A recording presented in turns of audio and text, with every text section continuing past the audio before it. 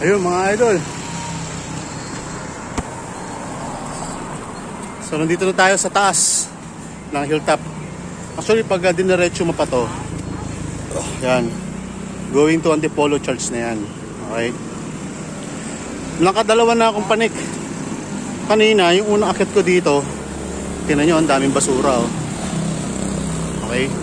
So kanina mga nakatambay dito yung mga motor, mga nag-iyosi sila eh, kaya hindi na ako tumigil. So ang ginawa ko, bumaba ako, hinakay ko yung bike ko pababa doon sa may pasiko lang na yun. Tapos after nun, sumakay na uli ako and then bumaba uli ako hanggang doon sa pinakapuno, yung unang akit ko. Okay. So ang dami ng mga motor, ayan mga nakabike ko, dami oh. So doon kasi yung mga nakamotor na yan oh, nag-smoke sila kaya ayaw ko lumapit doon eh.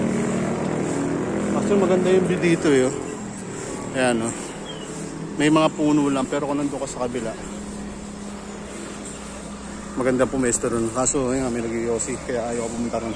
Bukang buka kasi yung lungs ko ngayon eh. Dahil siyempre pinagod ko na naman yung sarili ko eh. Okay. Yun ang mga gusto ng mga nagbabike, yung pinapagod nila yung sarili nila. Okay, pero good for the heart naman yun, good for the health. Okay, so ayun, pahinga lang ng konti and then uwi na ako kasi yun, may lakad naman ako, mamaya. Okay, so ayun, dadagdagan pa yung mga nagbabike.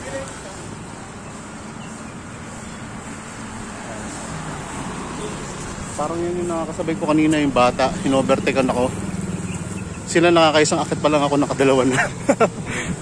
Mga bata lalaki tumagyak. Okay.